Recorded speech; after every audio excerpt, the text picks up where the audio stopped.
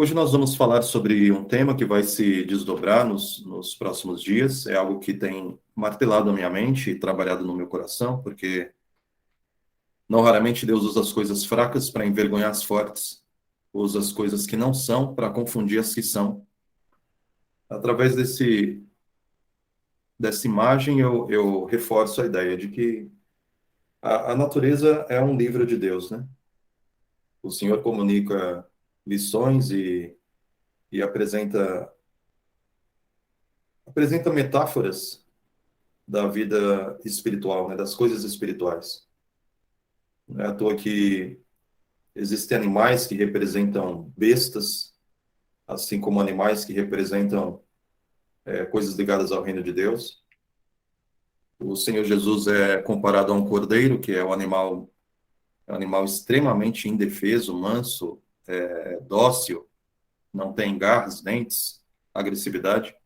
Eu já tive a oportunidade de colocar um cordeirinho no colo, é a sensação de pôr um bebê no colo, é até constrangedor. E, e essas características do cordeiro serviram como uma analogia de como se comportaria o Filho de Deus encarnado. Deus entre os homens foi e é humilde, manso de coração. Assim como Jesus também é representado como leão e, e muitas outras lições podemos tirar da natureza. Dentre elas, essa que está apresentada diante de vocês, dos pequeninos ao reino dos céus, fazendo o uso aí das formigas com qualidades e características que devem ser entregadas por nós. E o primeiro texto bíblico está em Provérbios, capítulo 6. Eu considero uma exortação muito, muito forte, muito profunda. E diz assim, Provérbios 6, a partir do verso 6. Vai ter com a formiga, ó preguiçoso. Considere os seus caminhos e seja sábio. As formigas não tendo chefe, nem oficial, nem comandante. No estio prepara o pão, na cega ajunta o seu mantimento. Ó preguiçoso, até quando ficarás deitado? Quando te levantarás do teu sono? Um pouco para dormir, um pouco para tosquenejar, um pouco para encruzar os braços em repouso. Assim sobrevirá a tua pobreza como um ladrão, e a tua necessidade como um homem armado. Veja, formigas envergonhando homens, né? O Senhor usando as coisas que não são para confundir as que são. Nós somos imagem de Deus, né? Nós estamos no topo da cadeia, por assim dizer. Nós somos aqueles que são dotados de maior inteligência, razão, intelecto, consciência, discernimento. Somos os únicos que possuem um dedo opositor, que é capaz de fazer o trabalho de pensamento, e com isso dá margem para termos um manuseio de ferramentas e manusear a realidade como nenhuma outra criatura sobre a face da Terra é capaz. Nós somos tudo isso, no entanto, muitas vezes envergonhados pelos que não são. Formigas, e essa é a primeira White Pill de hoje. Aparece para vocês o texto? Tá passando a apresentação? Sim. Sim. Muito bem. A operosidade da formiga repreende a preguiça. As moradias que as formigas constroem para si mostram habilidade e perseverança. Elas podem levar apenas um pequeno grão de cada vez, mas por meio da diligência e da perseverança. É essa ideia que eu quero trabalhar ao longo dessa oportunidade de hoje a domingo. Encontrarmos, pedirmos ao Senhor, né, para encontrarmos em nós mesmos as respostas para sermos diligentes e perseverantes. Diligentes e perseverantes.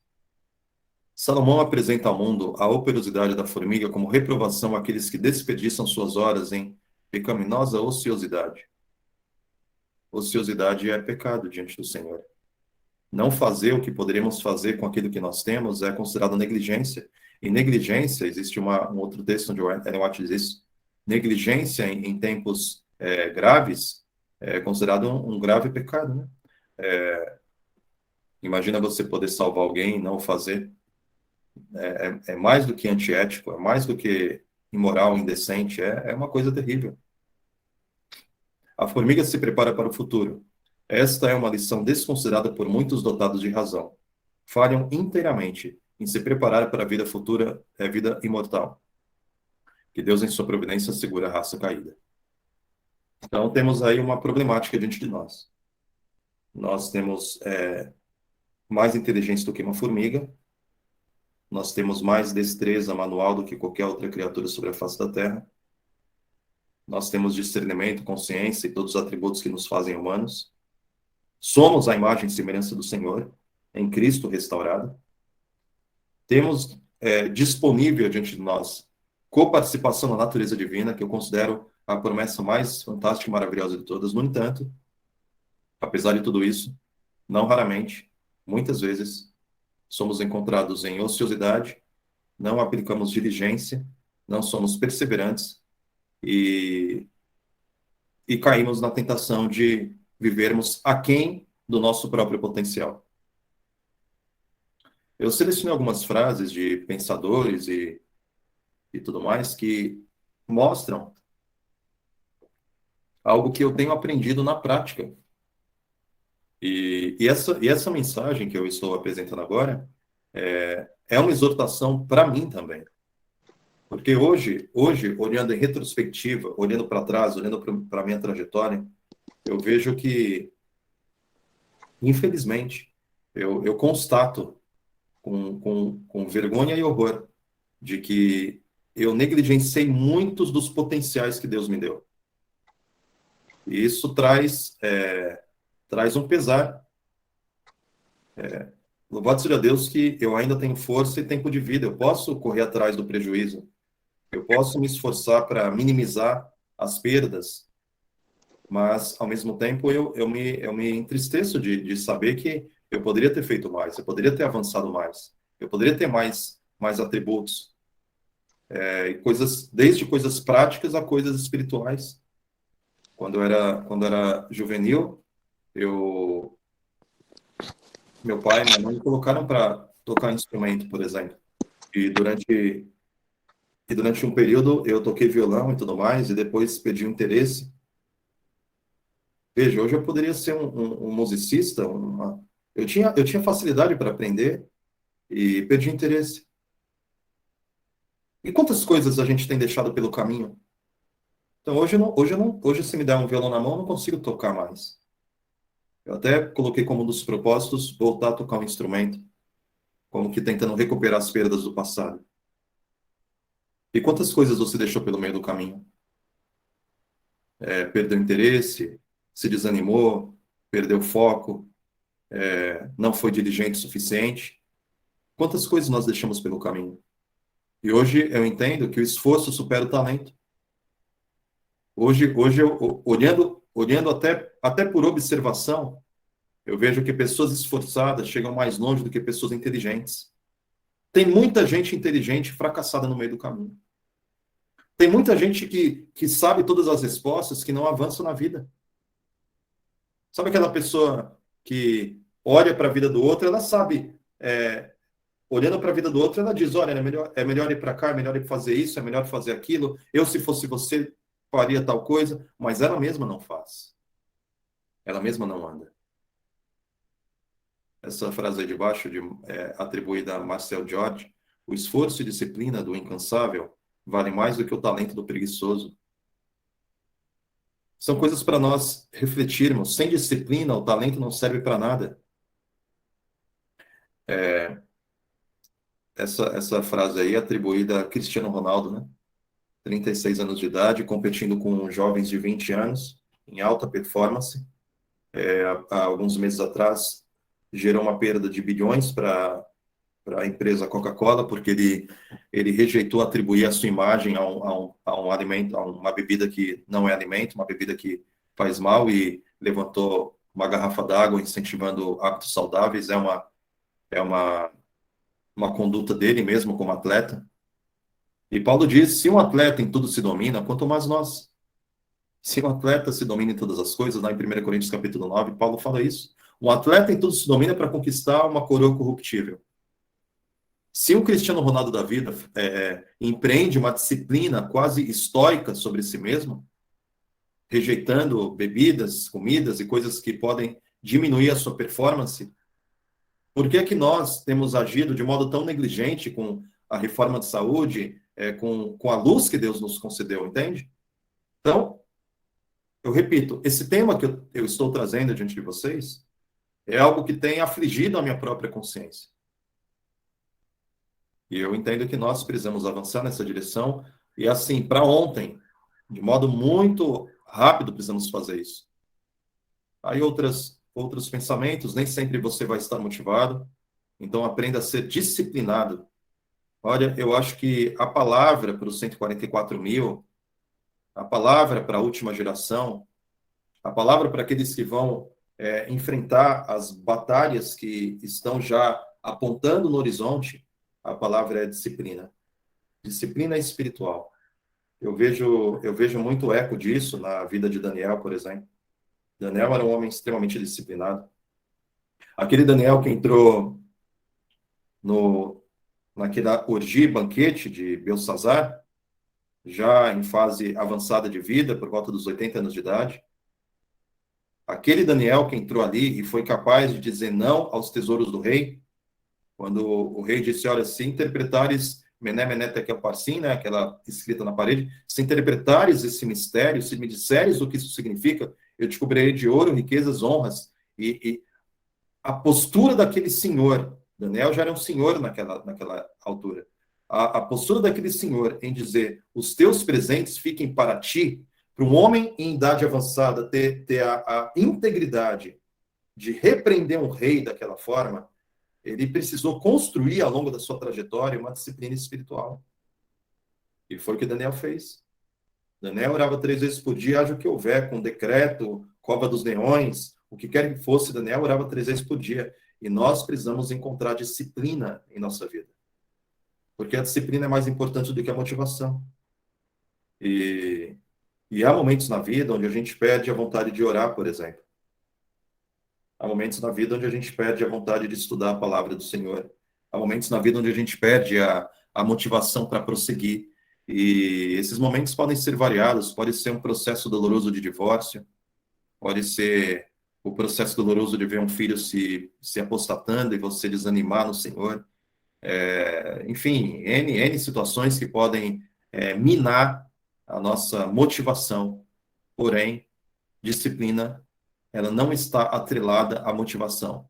Disciplina, diligência, esforço, estão condicionados a propósito. Algo muito mais profundo, tem a ver com consciência. E são coisas que eu quero desenvolver em mim, tenho procurado desenvolver em mim, e são coisas que eu sugiro que você também reflita no teu coração. Essas outras 2 frases, antes de entrarmos aí nas white pills e palavras inspiradas, eu tô mostrando que existe eco na mente de pessoas que eventualmente não tiveram a mesma iluminação, né? Cristiano Ronaldo não é um profeta, atletas não são discípulos de Cristo, muitas vezes, mas eles empreendem sobre si mesmos um rigor ascético, um rigor estoico, uma disciplina heróica para conquistar coisas, fama, riqueza, honras, títulos. E nós temos algo muito mais, infinitamente maior para conquistar, né? E aqui essa frase estoica atribuída a Marco Aurélio diz que você tem poder sobre a tua mente, mesmo quando não tem sobre os fatos externos. Compreenda esta lição e você encontrará toda a força que precisa. Esses homens muitas vezes não tinham compreensão de Deus, do Evangelho, nada disso, mas veja a lucidez que tais pessoas alcançaram pela observação, pela razão, pelo intelecto. Não faça como se você fosse viver 10 mil anos. A morte paira sobre você. Enquanto vive, enquanto está em seu poder, seja bom, seja virtuoso, seja próspero, seja ativo, seja dinâmico, seja diligente, seja esforçado, seja disciplinado, entende? No entanto, nós temos um eu que batalha contra nós. Nós temos um eu que batalha contra nós. Isso é difícil de compreender, é só pela palavra do Senhor que nós temos um vislumbre do que isso significa. No entanto, apesar de tudo que eu estou falando até aqui, qualquer ser humano dotado de razão, ele vai dizer, olha, o que esse homem está dizendo faz sentido. Apesar de nós consentirmos com isso que está sendo falado, há um problema. O nosso eu é contra nós mesmos. E o nosso eu, dentro da palavra de Deus, adquire muitos nomes, né? A nossa condição pecaminosa, o nosso pecado, a nossa injustiça, o nosso senso de autossuficiência, tudo isso combinado indica que o nosso eu está contra nós. E nós temos uma máquina extremamente sofisticada, chamada cérebro, um órgão extraordinário que desafia a ciência há séculos, né? que dispara comandos que são impressionantes. O cérebro realmente é algo impressionante. Não existe paralelo na criação com o cérebro humano, dada a sofisticação desse órgão. É como uma central de comandos, é mais sofisticado do que qualquer computador que o homem já desenvolveu. Só que muitas vezes nós podemos condicionar o nosso cérebro numa direção errada. Condicionar o cérebro numa direção errada. Condicionar o cérebro a se auto-sabotar. Uma autossabotagem. E essa autossabotagem, basicamente, assim, muito simplificando a coisa, nós oscilamos entre prazer e dever. Fazer o que gosta, fazer o que precisa. Essa dinâmica entre obter prazer versus fazer o que deve ser feito, prazer e dever, é uma guerra na nossa mente. É literalmente uma guerra que talvez você enfrentou alguns minutos atrás. Nós enfrentamos uma guerra quando estamos ali, né, para participarmos dessa sala de oração, né? Estamos ali por volta das 3 horas da manhã e você precisa decidir entre levantar para participar dessa sala. Isso é um dever, é uma disciplina espiritual, é fazer o que deve ser feito, ou permanecer dormindo, que envolve o prazer de estar adormecido, aquecido, inerte, desfrutando de um descanso. Muitas vezes um descanso merecido, etc, etc. Lidar, inclusive, com o dilema de prazeres legítimos.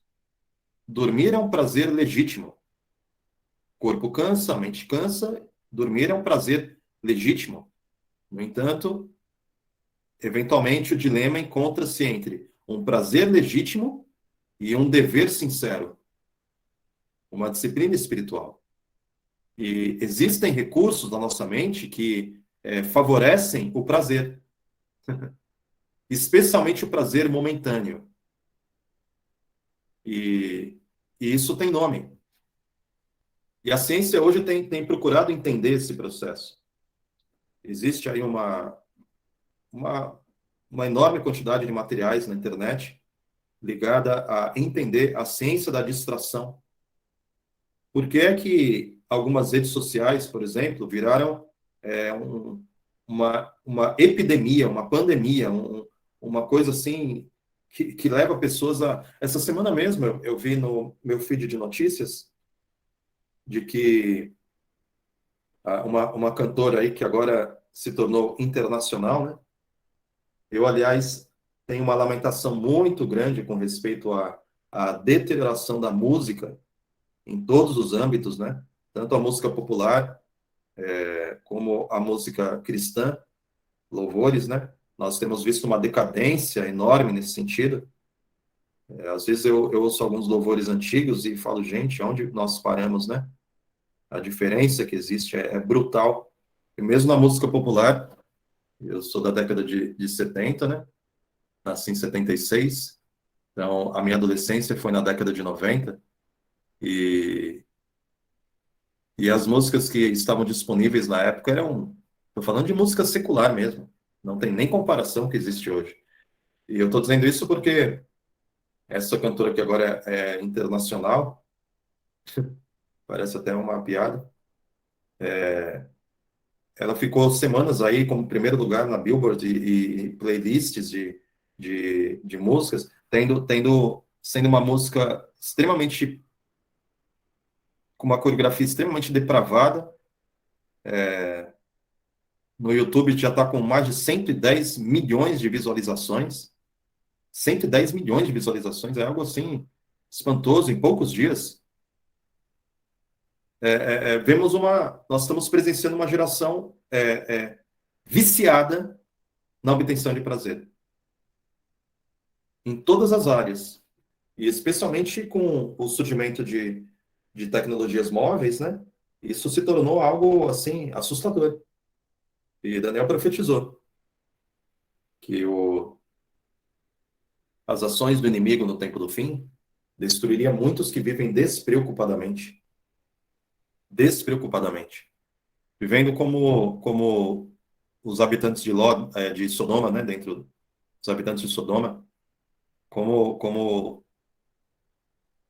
como aqueles que estão na iminência da destruição, no entanto, estão fazendo dancinha no TikTok, estão ali absortos, né? O mundo caindo e a pessoa fazendo coreografia do envolver, absortos, distraídos, despreocupados. Inclusive nessa dinâmica aí de prazer, né? Como o cérebro fica tão viciado em obtenção de prazer, que alguns têm arriscado a vida.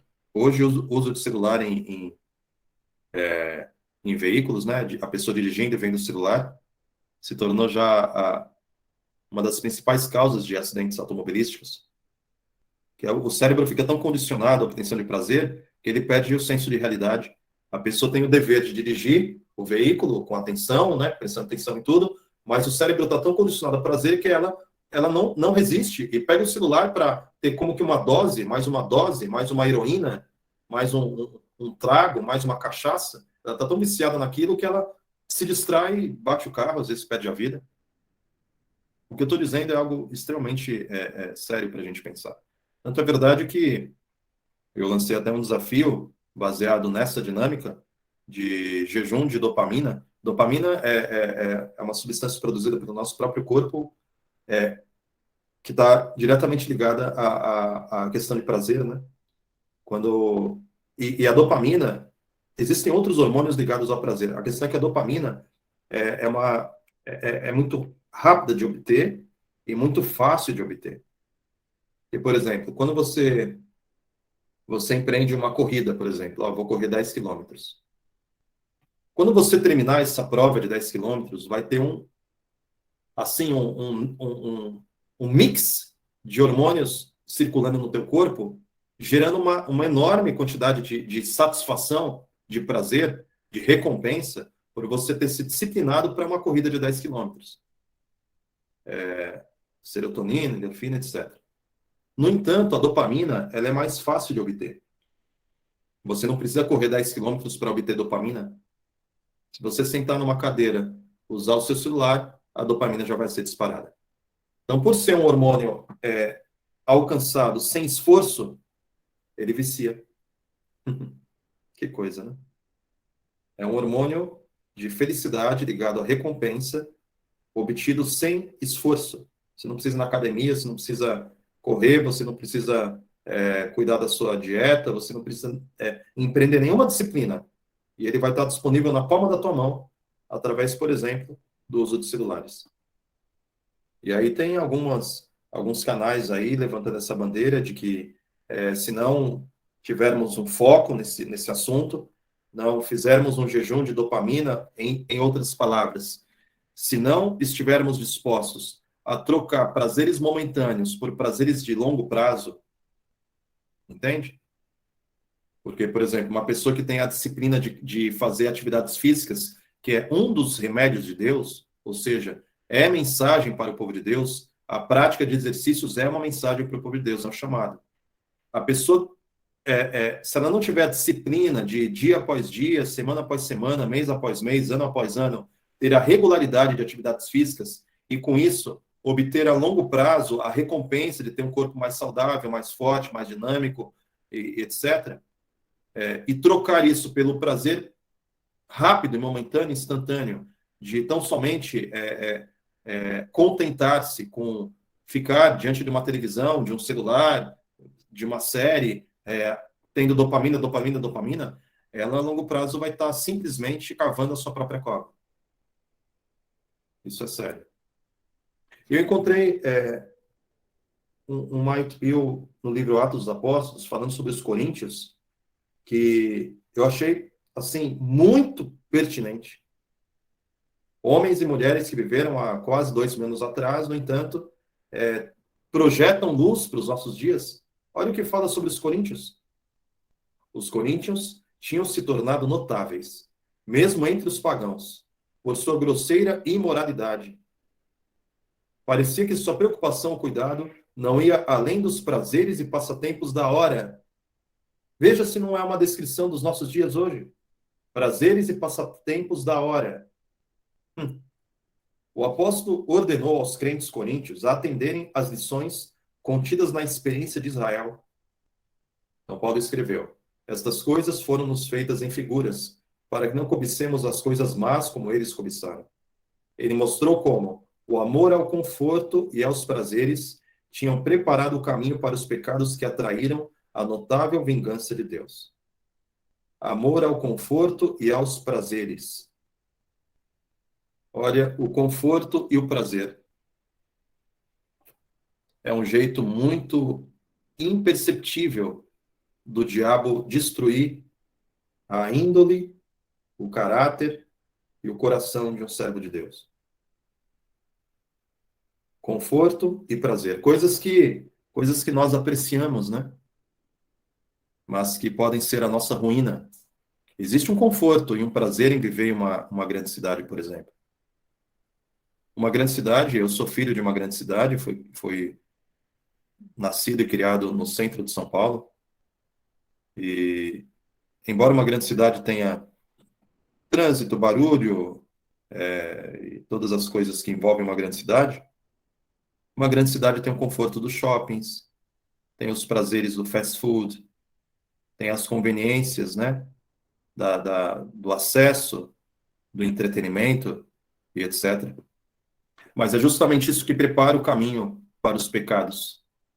É justamente isso que faz com que adolescentes que nunca experimentaram a laboriosa atividade com a terra, que adolescentes que nunca tiveram o esforço de produzir o próprio alimento, mas ele só vai na geladeira e pega o que já foi comprado sem esforço nenhum. Ele vai no shopping e come um alimento hipercalórico sem esforço nenhum.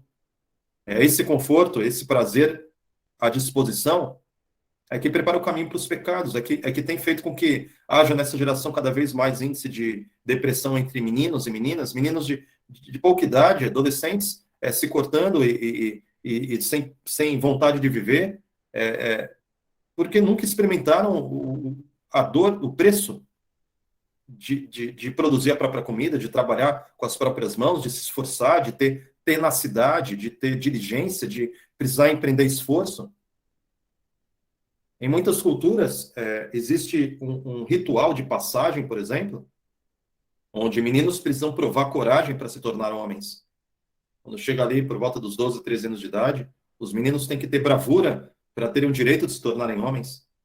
E existem rituais como colocar a mão sobre fazer uma espécie de uma luva cheia de formigas extremamente agressivas, e o menino tem que voluntariamente colocar a mão sobre aquela luva, levando dezenas de picadas, passando por aquele ritual que envolve dor, envolve esforço para ele se tornar um homem.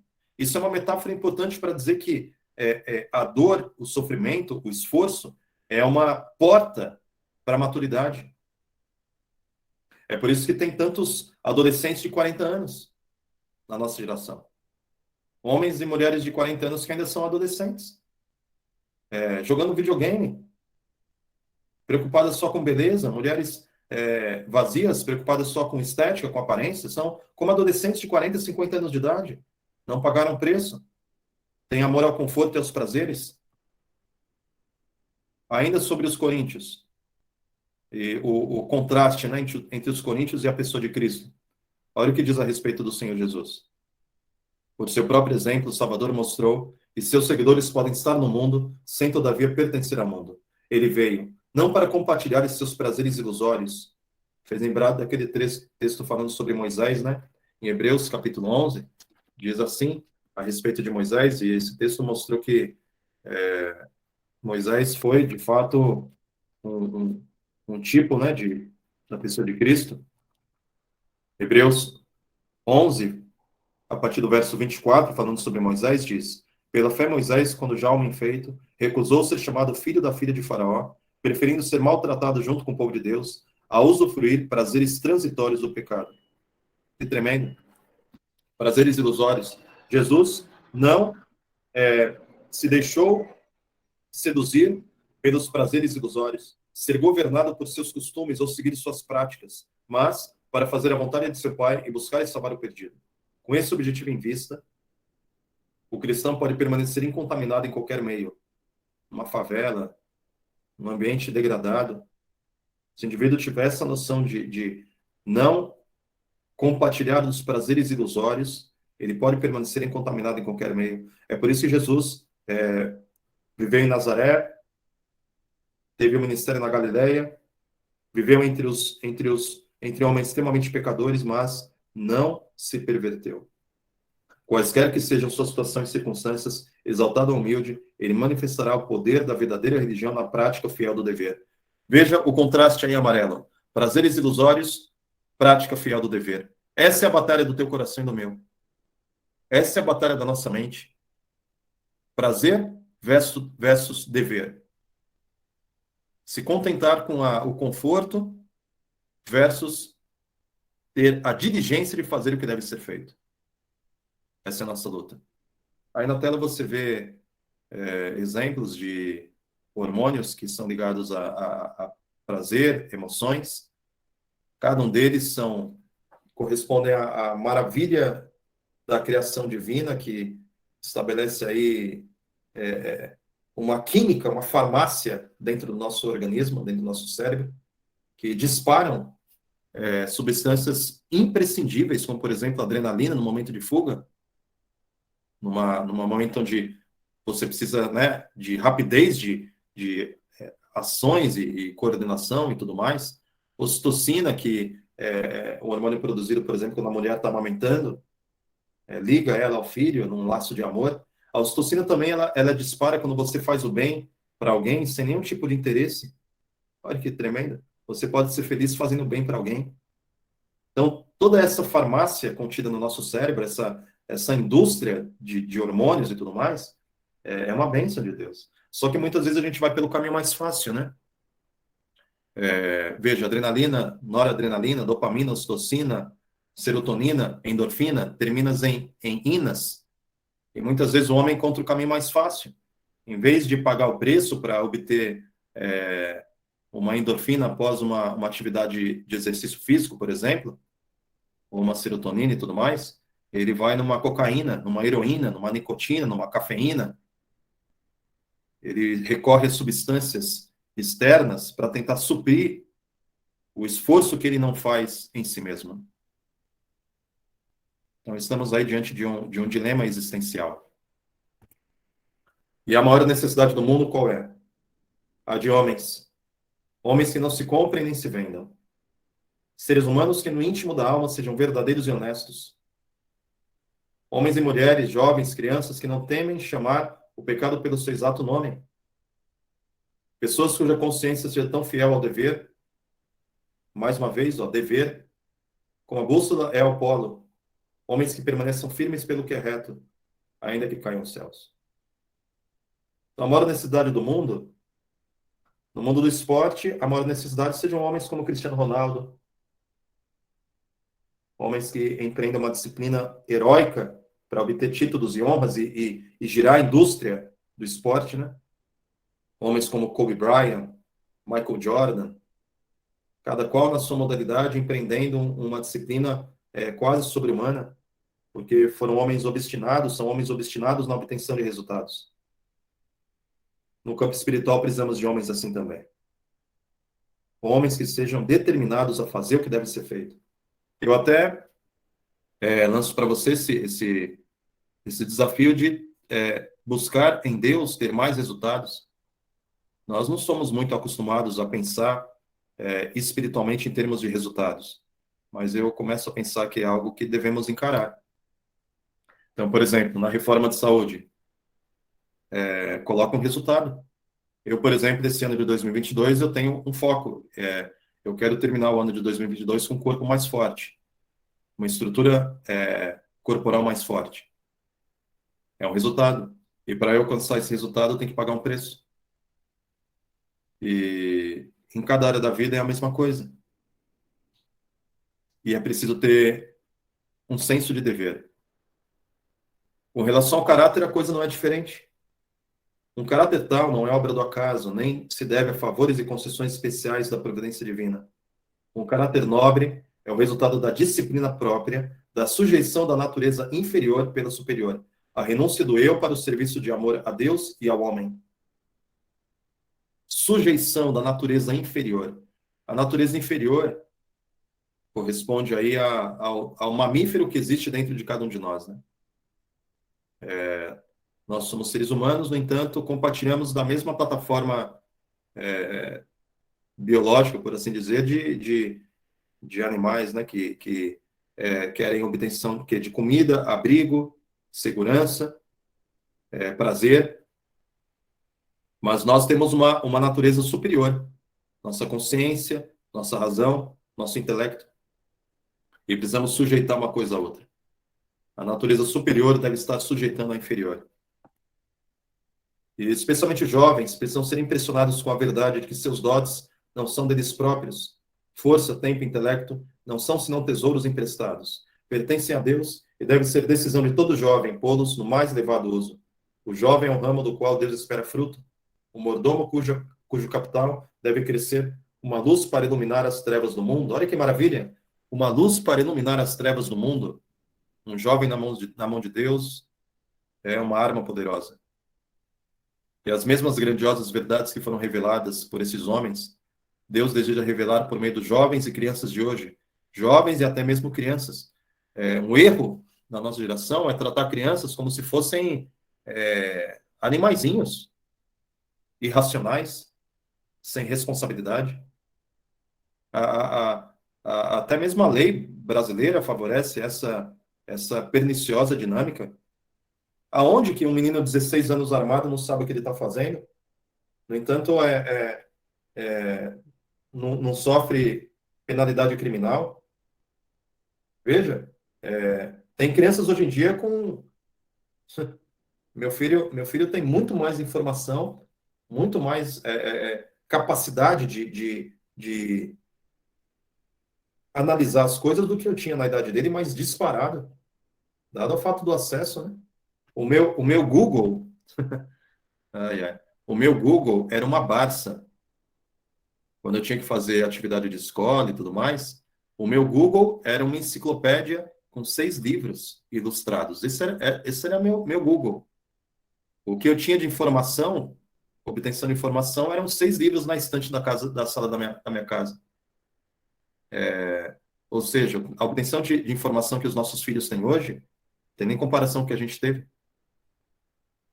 E Deus deseja revelar por meio dessa geração, jovens e crianças, a grandiosidade do poder de Deus, o que Deus pode fazer na vida de um homem. A história de José e Daniel é uma ilustração daquilo que ele fará pelos que se entregam a ele e que de todo o coração procuram cumprir o seu propósito. E a última white pill dessa madrugada, cada jovem, cada criança tem uma obra a fazer para a honra de Deus e erguimento da humanidade. E o Senhor, portanto, faça grandiosas coisas através de você, a partir do momento que você decidir ser diligente e esforçado como uma formiga, para a honra e glória do Senhor. Para a honra e glória do Senhor. Esta foi a apresentação de hoje. Amanhã nós vamos avançar um pouco mais nesse assunto, para, quem sabe, vai ser quinta, sexta, sábado e domingo. Aí, segunda-feira, normalmente as pessoas começam vou começar a academia na segunda, vou começar a dieta na segunda. Então vai ser um estímulo aí para na segunda-feira a gente, quem sabe, inaugurar novos hábitos e se fortalecer no Senhor. Eu fico envergonhado também com a formiguinha. Às vezes a gente não tem. Estamos aí contritos, né, envergonhados pela formiguinha. Vamos orar então para o Senhor conduzir a nossa vida e produzir esse constrangimento, essa, essa sensação de que precisamos ser melhores, né, avançar e buscarmos nele a força necessária. Amém. Então vamos orar. Amado Pai que está nos céus, o Senhor nos colocou na terra como representantes do Senhor e devemos ser na terra luzes neste mundo caído, trabalhando diligentemente como formigas fazem. Cai uma migalha no chão e rapidamente formigas se aproximam, elas não deixam para depois o que deve ser feito naquela hora. As formigas não adiam, não procrastinam, não agem com preguiça, morosidade, mas pelo contrário, são diligentes, rápidas, eficientes, organizadas, trabalham no verão para obter o alimento no inverno, fazem como o conselho de José, trabalhando nos 7 anos de abundância para que haja alimento nos 7 anos de escassez. As formigas, portanto, apresentam uma inteligência que muitas vezes, infelizmente, não é apresentada por nós. Justamente aqueles que devem ser os reis e príncipes e princesas sobre este mundo. Dá-nos entendimento, Senhor, fortaleça nossa mente, nosso coração. Livra-nos dos prazeres ilusórios e transitórios deste mundo, mesmo aqueles que parecem tão legítimos, tão sem nenhuma maldade, mas que nos fazem pessoas ociosas, improdutivas, ineficientes na tua obra. Tenha misericórdia de nós, nos dê a tua paz, em nome do Senhor Jesus. Amém. Amém. Amém. Amém.